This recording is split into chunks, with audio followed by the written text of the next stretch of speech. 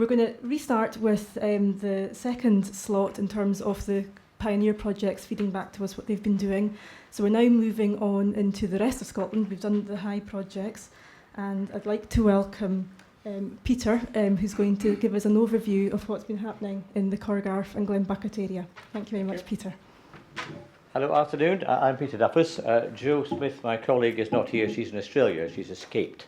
I suppose this is a graveyard shift after coffee, so try and keep you awake. We're two really separate projects. We have two things in common. We both have castles, which is something anyway. First of all, where are we? This is the main road between Aberdeen and Speyside. This is the Lecht. The ski centre's up here, and this is Strathdon along here with Bellabeg in the middle, and this is Glenbuchat going up this way, and Corgarff area here. We'll look a little more. Just to show you the exchange for us is Glenkindie down here. The exchange, there's only a sub-exchange in Corgarff, and the main exchange is at Crathy, 10 miles away. So that's a big problem for them. This was done at fairly short notice, so I have no great detail about Corgarff, but I'll tell you about Glenbuchat. We're a glen off the main road that goes up, the road goes up and comes down. It's a U shape, but this is Glenbuchat one side, Glennochty the other side. So we're dealing with this side, and you can see we've got high hills on both sides, so it's fairly confined. It'd be great, but there's a problem with another hill in the middle, so you can't get straight up. So we talked about topography and bouncing signals, so we're going to have to do that in Glenbuchat. We have 40 to 50 households, and like myself, so I'm not a full resident. I've been there for 37 years on and off in Aberdeen as well. We've got farming, estate management, but one or two small businesses, joiners, electricians. We have an online editor who'd like better broadband, an artist, a horse breeder, and an accountant. But we've no shops, we've no doctors, we've no schools. We're fairly isolated. Corgarff is even more isolated. It has the main road, and that's about it. And they have the huge hills here of the ski area. And their problem is that they have a sub-exchange which is served from Crathy, so they're miles away, and BT will do nothing to improve it. The one advantage they do have is, because they have very poor television reception, there's a lot of television masts up there which are now redundant, which they might be able to use for bouncing signals. I would say I've been in all of the other presentations we've had because we were well behind. In Glenbuchat, we've a local committee, it was the Hall and Residence Committee, and at our discussion we discussed what made you start. And the start was a couple of years ago, there was some money offered through the National Park to get broadband, and we did a project then.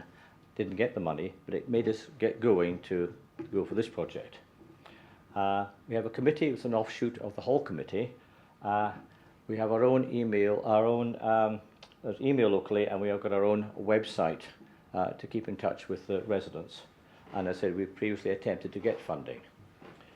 Corgarff, Jo has been ploughing a lonely furrow, knocking on doors, trying to get broadband interest, and they keep saying, "Not you again, when's it going to happen?" You know.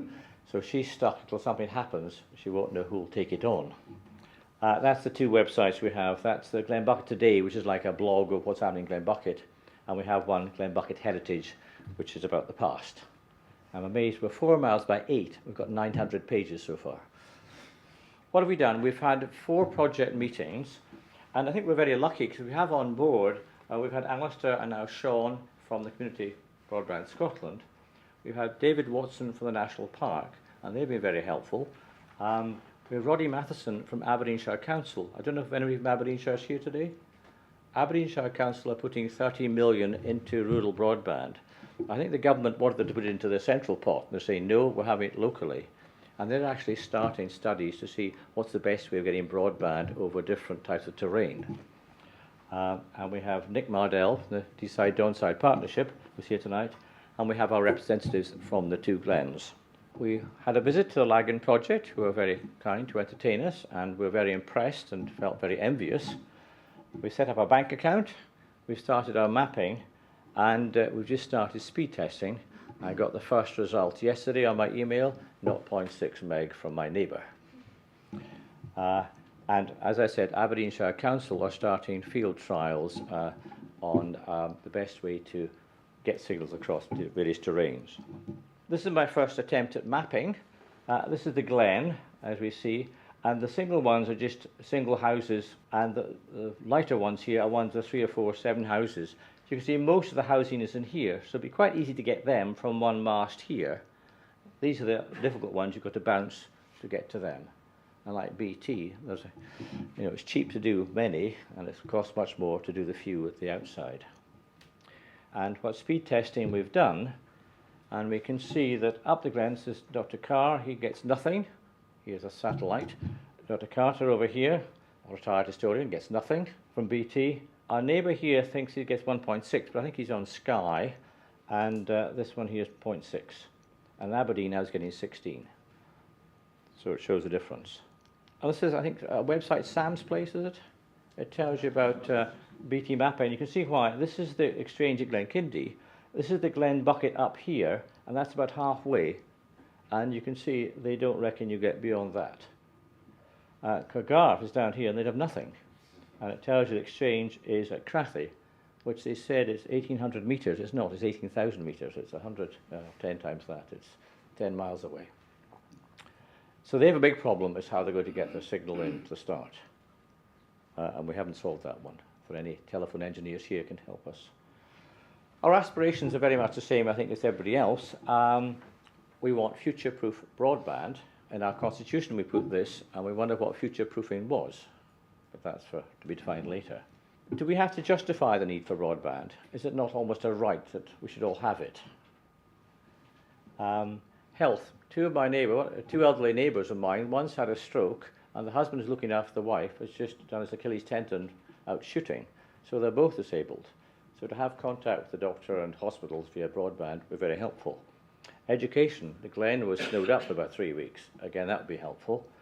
Agriculture. I think they have to send large amounts of data down to head office. Community life, shopping, and social life. Problems. We're discussing is what do we need to know? And that's a Donald Rumsfeld problem. We don't know what we need to know. And part of these meetings is to find out. The biggest thing I've been impressed is in technical expertise, nobody seems to have the same answer. We get different suggestions, so there should be some central body that can maybe advise us as to what the technical solutions are. If you've never had it, you don't miss it. If you ask somebody, a shepherd up the glen, how's his broadband? He says, it's fine. You know, I get my one email from Australia once a month and I'm quite happy. If you don't know what it might be like, you won't miss it. So you have to show people what they can get. What technology is available and what's best. And of course it's changing all the time. We have here, is it white? What's the one? White space? White space. TV being suggested, but nobody seems to know what it is and how it works and whether it will be available. What is BT doing? Our neighbour was on the phone to BT. Nobody from BT here? Was on the phone to BT just the other day and was asking about broadband. I said, oh, don't worry, well, come the new rollout in 2 years' time, you'll get fast broadband in Glenbuchat. And you could hardly get a telephone, let alone broadband. So they seem to promise things to people but can't supply it. And finally, how do you keep local interest going? We've been around so many times saying, would you like fast broadband? I say, yes, when's it coming? Can't tell you. How much is it going to cost? Can't tell you. We need to answer these before we can get people on board. So that's Glenbuchat and Corgarff.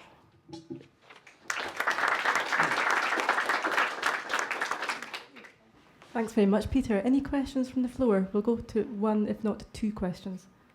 Peter, where are you going to get your backhaul from? Well, this is what we don't know. Whether the Glenkindie Exchange, which is 2 miles at the bottom of the glen, presumably from that, but whether we cable it up to the bottom of the glen or whether we Wi-Fi it up, that's for the experts to tell us. We had this chap at the National Park, Martin de Vries, remember him? Yeah. Seemed to know all about it, and he had ways he was going to get it up. Thank you. And one quick question, or we'll let Peter resume his seat. Yep, okay, thank you very much, Peter. Thank you.